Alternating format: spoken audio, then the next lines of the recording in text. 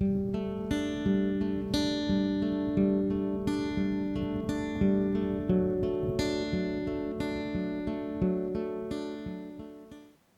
to tie the fly, I'm using a Camasan B175, in this case a size 12. You can tie it up to an 8, down to a 16, whatever size you want to tie, still a good pattern. So you could make it in more a dry fly. I'm tying it more as a bob fly, which is part of a set of flies that can be used to be fished in the lochs. And the bob fly is the top dropper. But again, you could put it anywhere in the cast, it's entirely up to yourself. As I said, the hook's a B175 size 12. Thread is 8/0 in black. Just put down a piece of thread right along the shank. And basically as it starts to come round the bend, or until you let the bobbin go, the thread's in line with the barb of the hook. Remove the base piece. Now for the tail and the front hackle, I'm going to use a Chinese cock hackle. This one here. Now I'm just going to use one of the bigger fibres for the tail. Just simply remove a good 10 or 12 fibres or so. Just bring them 90 degrees from the stem and you'll see the tips line up, and then remove them. I like a reasonable tail in this fly, at least the length of the body. Just tie it over the back, single turn, which will hold it. I measure around about 2 to 3 mil from the eye. This will give you the area for the front hackle. Now you could use the modern variant of the tinsels. You could use the gold holographic, or basically just the normal gold tinsel itself. This is the darker one, which is like, I'd call it old gold. And then to protect that, you're looking for a small, fine gold wire, which will protect both the body and the hackle itself. What I do here is, now there's a single turn hold in the tail, there's another turn hold in the rib, just to get it started. Get your tinsel, tie it on the side again, basically tying this the full length of the body. This helps keep it balanced. But as I'm tying this in, catching it in, I'm one turn in front of the other. Don't basically tie on the top of one another, you'll end up with a step. And then touching turns, take your thread all the way up.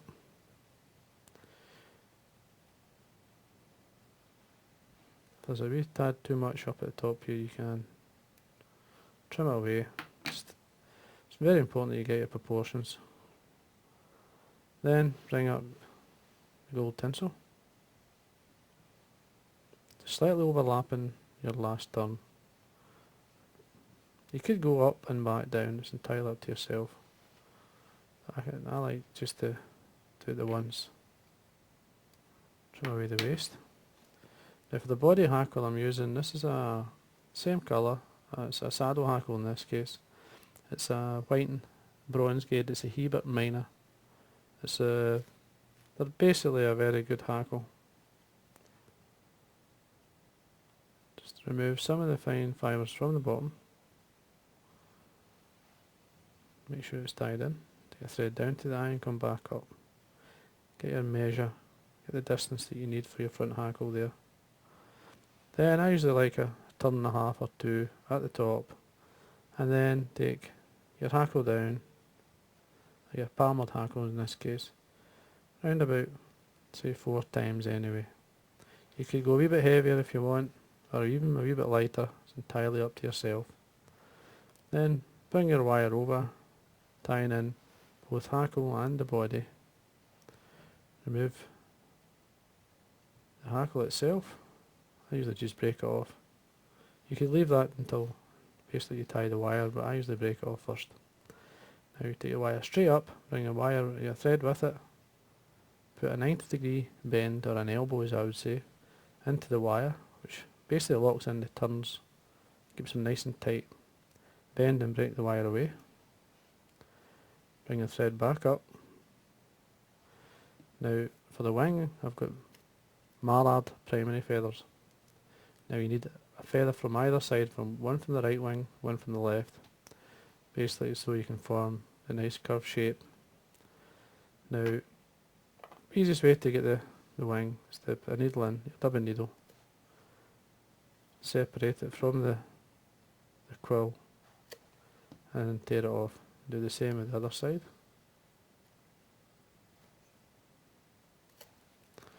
Separate it. I said you're looking around about 4mm. Don't go too big. I don't like them too heavy. If you feel they're just slightly too big, just remove the excess fibres. And just use a needle just to take them away.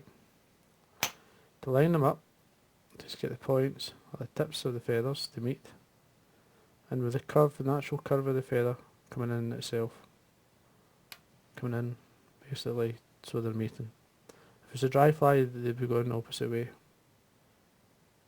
Get them close together. Get the length light, there's the length there. Just offer them on the top. Now you're looking the length of the wing to be at least the length of the hook. So there's your measure, so you're going to tie it into that point there. It's a caddis or sedge type wing. Now you see how close I've got that to the wing, to the actual body. It's important that you get it right, basically on the shank. So there's not a distance between the wing and the hook. If you have a distance between the wing and the hook, and you bring your thread through, it'll cause it a problem. It'll cause the wing to either come to one side or not sit properly. Now I'm bringing my finger and thumbs right in, doing a pinch and loop. Now a pinch and loop is to take the thread up into your finger and thumb, pinch the thread, bring the thread through, which is forming a loop within your finger and thumb, and then you basically bring it through, nice, controlling the loop with your finger and thumb.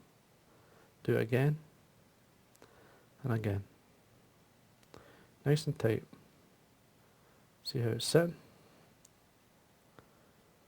Now if that looks okay and the length is okay, you can carry on. As I said, it is a sedge type wing. You want it quite low. Just checking the distance here. Looks a wee bit long. Now it's easy to go back. Now I get it wrong times. Just bring it down to repeat the same process. Pinch and loop 2 or 3 times. Come back in and get the length that you like. If you're not happy with a fly, you'll not fish it. Just looking at the length. Now that looks okay. But either side, nice and low. Once you're happy, remove the cut ends or waste ends, get on down with your thread and come back up.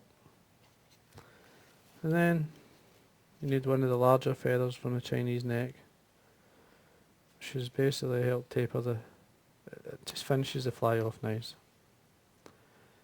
So tie this in at the butt, remove the fine fluff,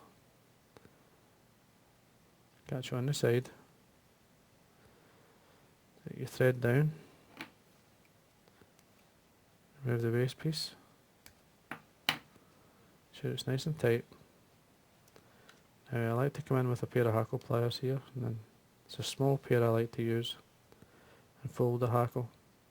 Just bring it through your fingers, bring the fibres to the back, and then it's the matter then doing one turn in front of the other, drawing the fibres back as you go. Any fibres that wants to go forward, just draw them back and do the turn in front, which will lock them back out the way. Just work your way all the way down to the eye, cross your thread, 2 or 3 turns, fold it back, remove your hackle pliers, basically tidy up, keeping the thread tight just now, go in and whip finish. 3, that's 4 turns is enough. Come in, remove your thread, break off the point, cut it or do what you like. Basically that is it. That's your Wickhams Fancy. A great fly to have in your box. Very popular fly in the Scottish lochs.